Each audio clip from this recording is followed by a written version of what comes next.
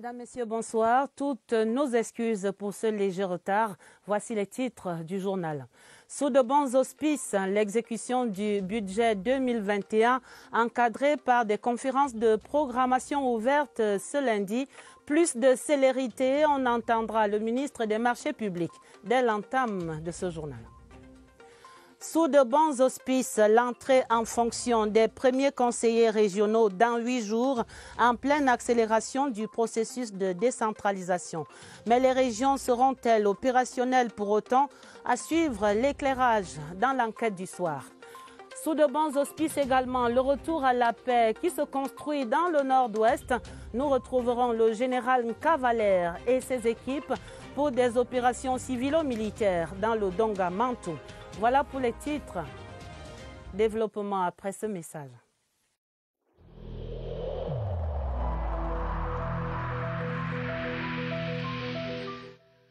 Le port du masque dans l'espace public restera obligatoire jusqu'à nouvel ordre.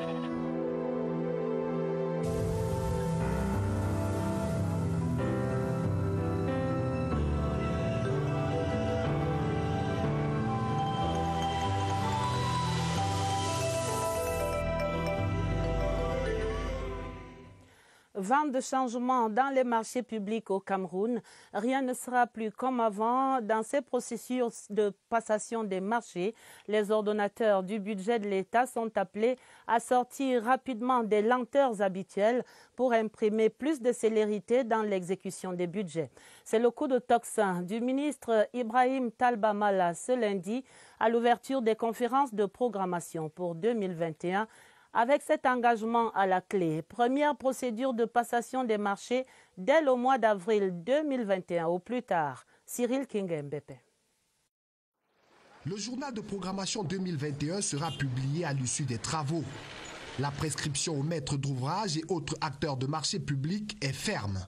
La programmation est un outil de prévisibilité, de visibilité et surtout de nous assurer que toutes les règles de transparence sont en vue. Les prescriptions du chef de l'État sont telles que tous les marchés programmés doivent être réalisés. Nous nous inscrivons en le faisant bien avant le début de l'année 2021. En 2020, 6 328 projets ont été programmés pour un taux d'exécution de 76%. Au niveau central, les ministères ont eu 484 marchés. Ils en ont signé 346 et au troisième trimestre de cette année, ils en ont réceptionné 50%. On aura 8 mois pour pouvoir suivre l'exécution sur le terrain.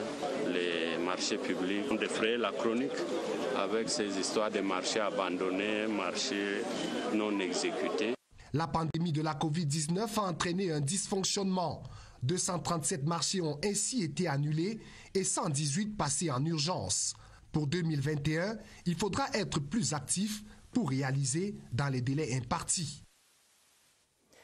Les engagements dans ce secteur des marchés publics répondent aux prescriptions du budget 2021, une enveloppe qui vise globalement la relance économique et le mieux-être des ménages. Et dans votre série cette semaine, nous mettons en lumière les priorités de la loi de finances adoptée par le Parlement et en attente de promulgation par le président de la République.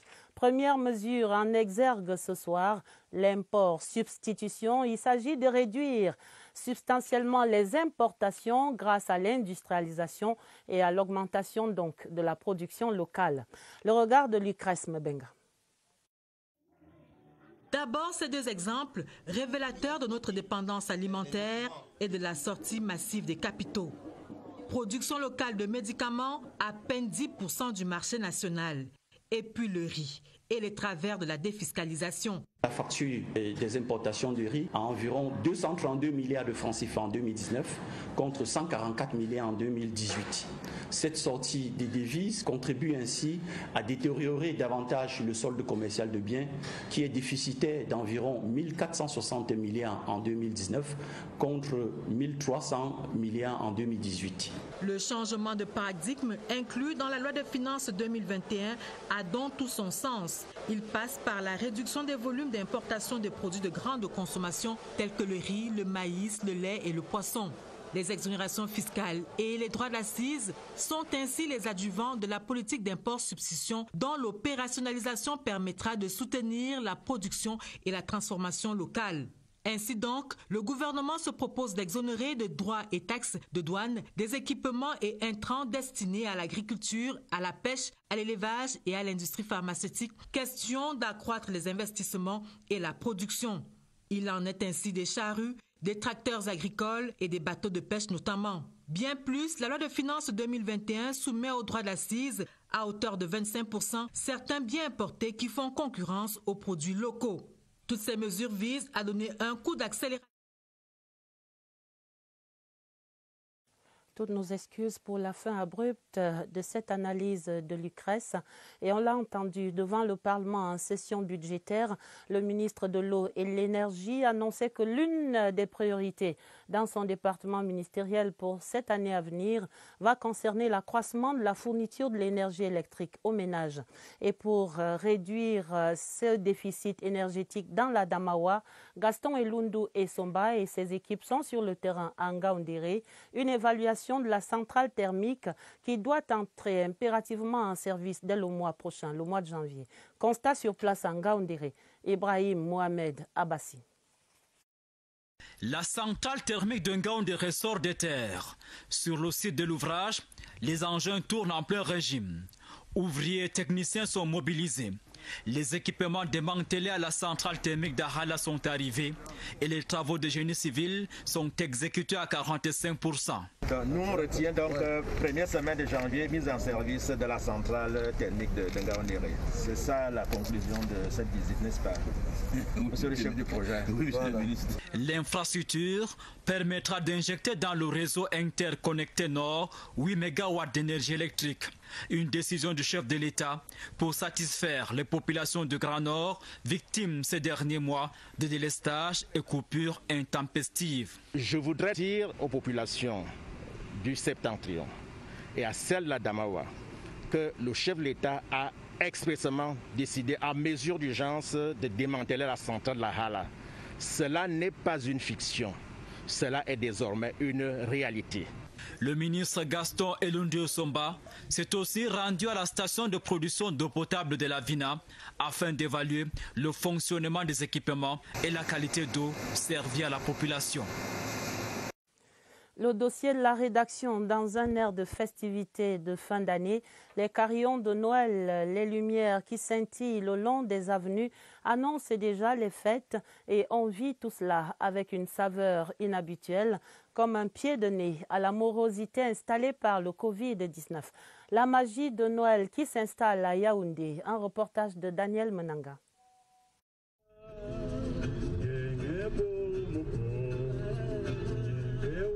Un tintement de cloche particulier pour annoncer un Noël inédit, avec des virus s'accourant dans l'air. Mais les couronnes de Noël s'imposent et voilà le décor qui invite à une attente des jours plus heureux. Quand il faut faire plaisir aux enfants, on fait plus qu'un petit effort. Ça va faire légèrement moins de cadeaux quand même. Avec la pandémie sanitaire, là, l'économie a pris un gros coup. Dans ce magasin, en plein cœur de la capitale, le rêve de Noël est si haut en couleur qu'il est difficile de résister à l'achat. Nous avons su passer nos commandes à temps et avons été livrés dans les délais. Les rayons jouets et articles de Noël sont exagérément pleins. Nous avons remis tous les prix à la portée de tout le monde, tellement bas. Par exemple, vous avez les prix des jouets qui étaient de 5 000 qui sont revenus à 1 000 francs. Les propositions fleurissent ça et là dans la ville, mais pour d'autres, c'est Noël dans le cœur qui fera un joyeux anniversaire de la nativité du petit Jésus. En tout cas, inexorablement, la nativité se rapproche. C'est dans 11 jours. Et puis, ce sera le nouvel an. Des périodes généralement fastes dans les familles. Mais en ce moment, rien n'annonce encore vraiment la fête dans les ménages, tous marqués par la sinistrose de cette année, très difficile. Perspective de célébration à Yaoundé. Elvire, Angéline et Balé. Le décor à sortir au contexte fait son effet. Anne, emportée par cette euphorie, déniche les meilleurs gadgets pour égayer ces moments festifs. Une organisation préparée à l'avance. On se prépare depuis le début de l'année, on essaye de mettre de côté le budget, on vote un budget déjà ensemble avec mon mari et puis on fait l'épargne pour Noël. Par rapport à l'année passée, le budget a augmenté. Si un bon plan de fête est le maître mot indispensable pour Anne, pour d'autres, l'ambiance est plutôt morose. Un budget de fête maigre, du coup, les festivités ne sont pas une priorité. Je n'ai pas prévu aucun budget. Ils vont manger comme d'habitude.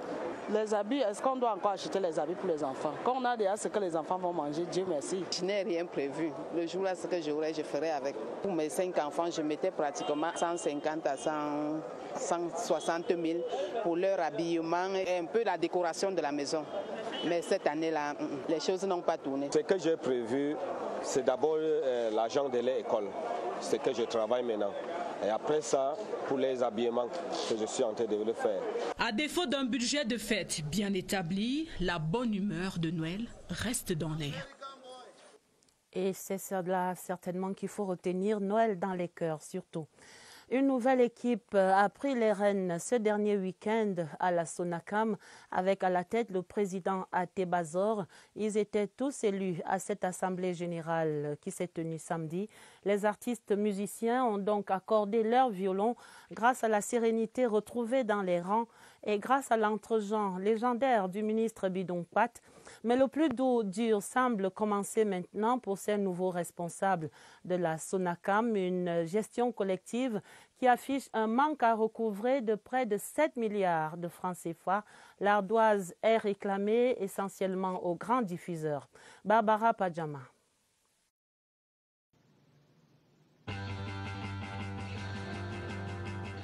Pause sur les platines. On écoute les auteurs décidés à reprendre leurs droits. Et c'est légitime. La musique inonde les ondes, mais garde sèche l'assiette des redevances. Dans les comptes, la Sonacam perd près de 7 milliards de francs CFA de manque à gagner par an. Qui a à peu près 300 000 bars au Cameroun.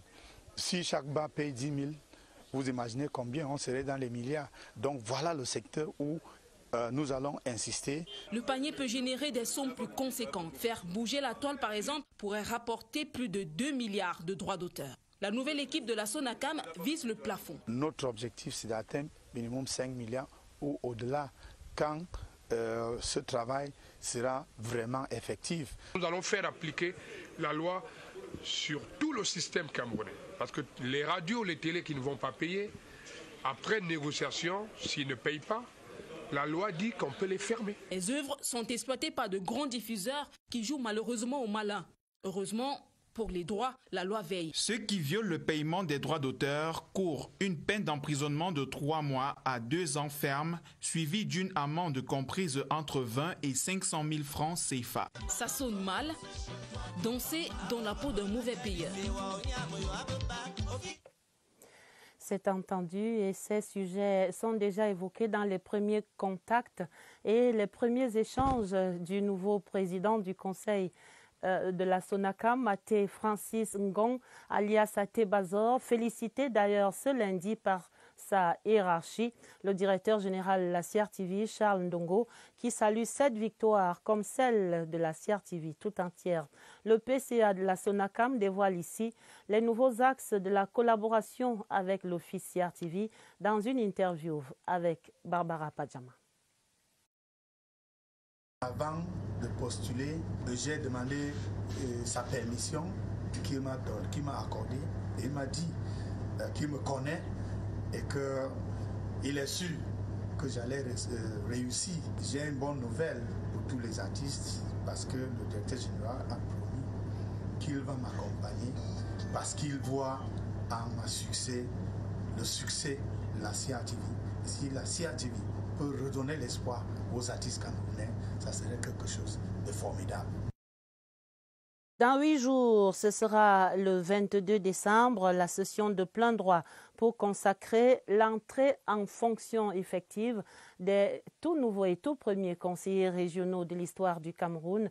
Une date majeure donc pour le processus de décentralisation, avec une question sur la table ce soir.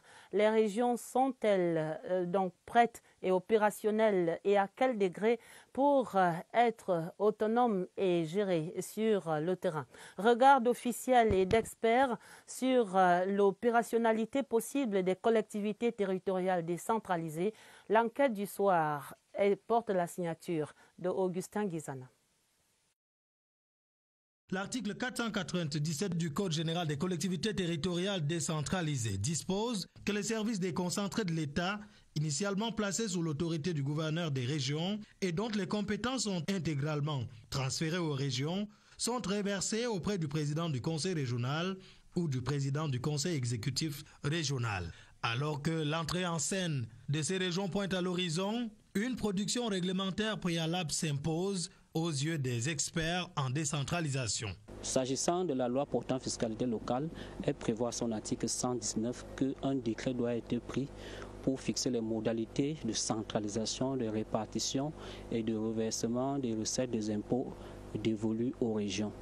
Ce décret n'est pas encore disponible. Mais une source interne au ministère de la décentralisation et développement local rassure que cette production réglementaire préalable est en cours. À ce jour, 19 sur 20 ministères ont envoyé des avant-projets. Le comité interministériel des services locaux a déjà examiné une douzaine de ces tests. Des assurances qui semblent ne pas convaincre ce maire qui a expérimenté le processus de transfert des compétences aux communes. L'État devrait affecter aux collectivités au moins 15% de son budget. Mais la source interne au ministère de la décentralisation et du développement signe et persiste. Comparativement au processus du transfert aux communes qui a pris 6 ans entre 2004 et 2010, le travail se fait dans un esprit d'accélération. On le comprend, le processus est accéléré certainement, mais reste encore des préalables comme ce contentieux post-électoral qu'il faudra d'abord vider. Et il y a déjà sur la table 2 recours introduits par des chefs traditionnels, des recours enregistrés au greffe du tribunal administratif du centre hier dimanche, qui était d'ailleurs dernier jour pour le dépôt de ces recours. Nous faisons le point avec Nicole Dodo. Requête de Sa Majesté Noah Olama Philippe aux fins d'annulation partielle des élections régionales dans la circonscription d'Union Esso. Le chef traditionnel et tête de liste au scrutin régional du 6 décembre 2020 dit avoir observé de nombreuses irrégularités entachant les résultats des urnes. Le candidat soutient ces allégations par les arguments de fraude et de séquestration d'une grande partie des chefs traditionnels. Pour le moment, nous allons notifier les requêtes à Elecam et au Minat et nous attendons leur mémoire. Le tribunal a 40 jours pour se prononcer. Autre recours, celui des chefs traditionnels, 2e et 3e degré des Koudou Briqueterie à Yaoundé. Les requérants demandent le rétablissement de leurs droits d'électeurs. Ils relèvent que le collège électoral du commandement traditionnel a été retiré de la compétition du 6 décembre 2020 par Elections Cameroun. Et pourtant, selon les dispositions du code électoral, le conseil régional doit refléter les différentes composantes sociologiques de la région.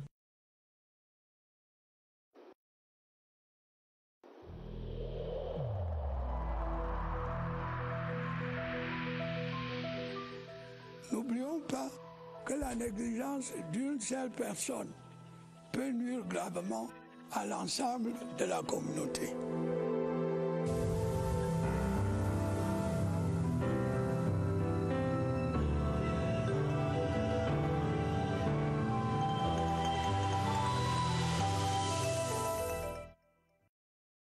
Des chiffres ce lundi sur le front de la lutte contre le Covid-19. La situation épidémiologique globale présente 25 087 cas confirmés de maladie, 443 décès et 23 857 cas de guérison. Et pour comprendre ces nouveaux indicateurs, nous retrouvons Évariste Yenga, notre reporter, et son invité au Centre des opérations des urgences de santé publique ici à Yaoundé-Messa. Bonsoir Évariste, comment comprendre ces chiffres?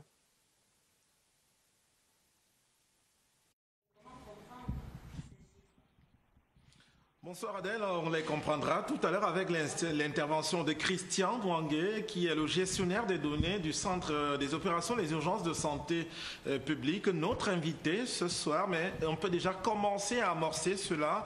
Les chiffres indiquent la situation épidémiologique actuelle, c'est-à-dire les derniers indicateurs, les derniers repères. Bonsoir Christian. Bonsoir Évariste. Alors, on s'intéresse tout d'abord à ces décès. Les décès, on en a enregistré uniquement 2 au cours de la dernière semaine. Qu'est-ce que cela veut dire? Les cas asymptomatiques ne conduisent pas au décès finalement? Alors, nous devons comprendre que le gouvernement fait beaucoup d'efforts pour la prise en charge des cas. Et ce qui se passe actuellement avec les 2 décès, c'est dû au fait que la plupart des décès que nous avons actuellement sont des décès qui sont des personnes qui viennent déjà en formation sanitaire avec des comorbidités et des facteurs de risque. Donc, dans les courbes, on peut voir que les cas sévères sont de moins en moins retrouvés dans les formations sanitaires, comme l'indique cette courbe-là. Donc, ces cas-là viennent déjà avec des comorbidités et des facteurs de risque. Et beaucoup parcourent d'abord d'autres formations sanitaires avant même d'arriver dans les unités de prise en charge. Et d'où la prise en charge tardive et qui peut causer ces décès-là. Christian, il y a aussi le taux de guérison. Il est statique depuis plusieurs mois, 95%. Qu'est-ce que cela indique? Alors déjà, ce que nous pouvons souligner, c'est que la stratégie du gouvernement qui consistait aux 3 T, traquer, tester, et traiter, elle nous a aidé à détecter de manière précoce les cas. Et quand on détecte précocement les cas, la prise en charge est plus rapide. Donc il faut dire également que nous avons beaucoup de cas qui sont symptomatiques légers et asymptomatiques. Donc étant donné que la prise en charge est rapide, la guérison aussi est plutôt standard à 95%.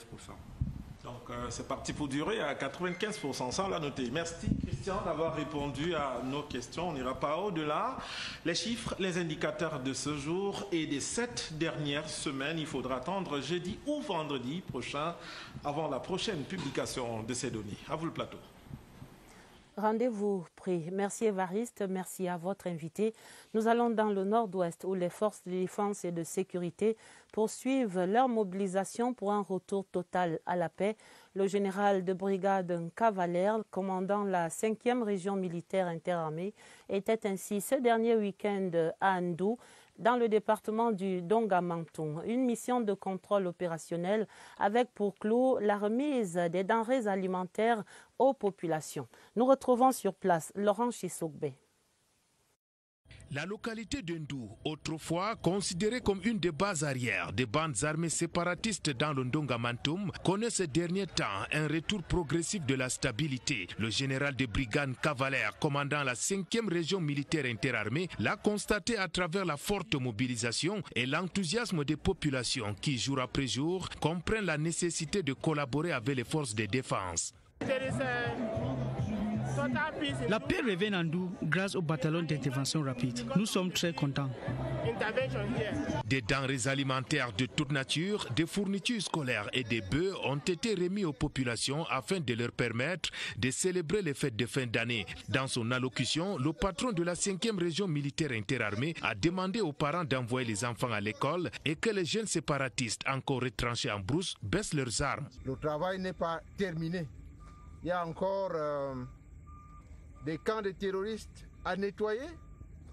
Il y a encore des pseudo-généraux à neutraliser. L'action civilo-militaire dans cette localité, c'est aussi cette campagne de consultation gratuite organisée par les forces de défense. Cette mission de contrôle opérationnel s'est achevée par l'élévation du général de brigade Cavalère au rang du roi des guerriers de Ndou par le fond de cette communauté. Ici à Yaoundé, ce lundi, le ministre des Postes et Télécommunications a désigné 7 ambassadeurs de bonne volonté, des acteurs qui vont promouvoir la culture de la cybersécurité. Leur cahier de charge dans ce reportage de Irène Ndjanafouda. Les 7 ambassadeurs de bonne volonté accrédités au ministère des Postes et Télécommunications reçoivent leur lettre de créance des mains de Minette Libom Liliken pour faire rayonner la cybersécurité et vouer un culte à l'utilisation responsable des réseaux sociaux. Je donnerai tout ce que je suis et ce que j'ai pour pouvoir toucher les cœurs. Nous nous engageons à sensibiliser davantage la jeunesse camerounaise. En tant qu'étudiante, je vais profiter des différentes activités qui sont organisées à l'école pour pouvoir sensibiliser mes différents camarades. À partir de samedi, nous allons commencer à sensibiliser à travers nos activités sportives. Chacun dans son domaine de prédilection jouera sa partition pour une meilleure symphonie de la campagne en cours. Ces ambassadeurs de bonne volonté vont présenter les bonnes attitudes qu'il faut avoir. Ils vont faire connaître les dispositions légales qui existent. Le contrat de confiance est donc scellé pour que chaque ambassadeur de bonne volonté se connecte à son monde afin de cliquer sur la cybersécurité. La Sanaga maritime qui reçoit la solidarité de la Chumas, la Strategic Humanitarian Service, une ONG anglaise qui vient de doter le centre de santé de EDA des panneaux solaires et également au lycée bilingue de Bekoko. L'ONG a construit et équipé un laboratoire scientifique. Nous découvrons tout cela dans ce reportage de Franck Evina. L'ONG Chumas, fidèle à son engagement humanitaire. Ici au lycée bilingue de Bekoko, un laboratoire scientifique construit et équipé avec l'appui des partenaires anglais. Une aubaine pour cet établissement scolaire qui accueille plus de 400 élèves déplacés internes et inscrits au sous-système anglophone. Un sous-système dans lequel un accent particulier est mis sur les cours pratiques, notamment dans les filières biologie, physique, chimie et géologie. Autre lieu, autre coup de pouce, le centre de santé Saint-Odile, près d'EDA. Ici, l'ONG est au chevet des prématurés, dont une bonne partie sous assistance respiratoire dans les couveuses perd souvent la vie du fait des coupures intempestives de courant. Pour résoudre le problème, Chumas branche l'hôpital à l'énergie solaire. Les déplacés internes de la crise dans les régions du nord-ouest et sud-ouest sont aussi aux petits soins. Ici à Makba, département du Noun, 171 familles ayant fui les atrocités bénéficient d'un soutien multiforme. Entre autres dons, des produits alimentaires. Avec l'appui du Haut Commissariat des Royaumes-Unis, Chumas et ses partenaires perpétuent ainsi la noble mission d'assistance aux nécessités. L'Université de Yaoundé 2 SOA dévoile son plan stratégique de développement pour 2021-2025. Le document a été présenté ce lundi au ministre d'État, ministre de l'Enseignement supérieur. Découvrons cet outil stratégique et ses innovations dans ce reportage de Étienne Pascal Azeg. Voici quelques clichés de l'aspect physique de l'Université de Yaoundé 2 dans un futur proche. Une volonté novatrice contenue dans le plan stratégique de développement présenté à la tutelle et aux autorités locales à Yaoundé. Il s'agit d'un vaste programme de réforme pour une meilleure offre de formation. Il faut moderniser l'université en leur offrant des infrastructures à la hauteur des ambitions de cette vision. Ces infrastructures sont à la fois des infrastructures physiques, mais aussi des infrastructures numériques. Pour que le rêve devienne réalité au cours des 5 prochaines années, l'Université de Yaoundé 2 a besoin de 154 milliards de francs CFA. Certes, on peut estimer que la soutenabilité financière est relativement élevée. Le ministère de l'Enseignement supérieur et le gouvernement de la République en général sont disposés à l'accompagner dans la réalisation de ce très beau rêve. L'assurance de la tutelle est un gage de réussite de la nouvelle vision stratégique qui voudrait faire de l'institution universitaire un technopôle des sciences sociales en Afrique.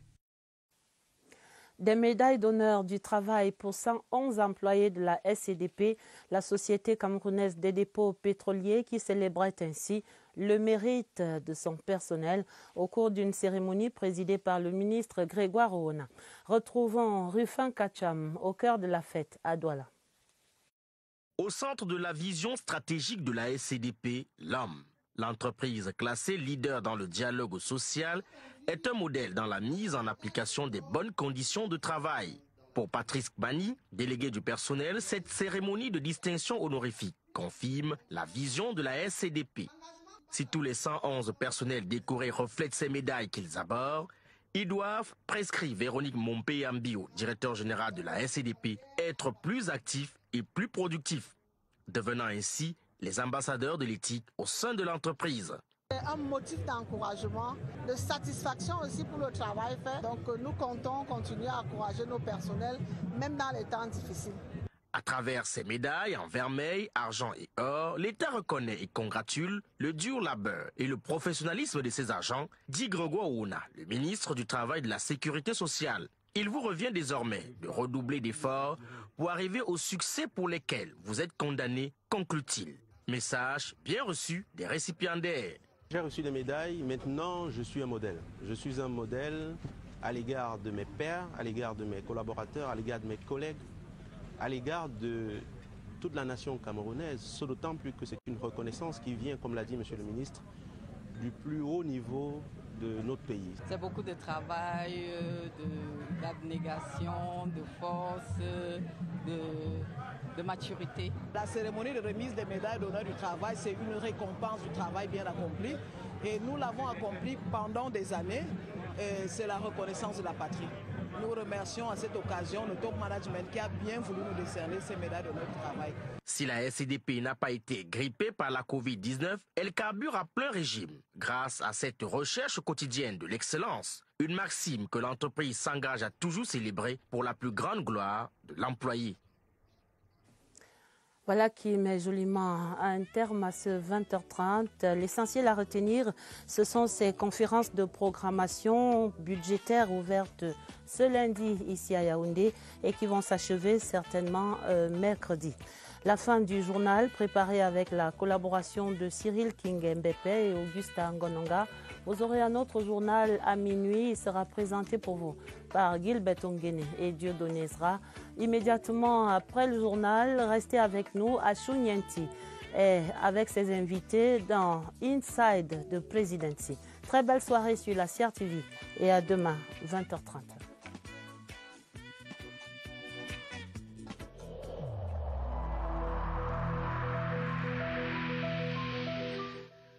Il est essentiel que les mesures qui ont été indiquées soient absolument respectées par chacun de nous.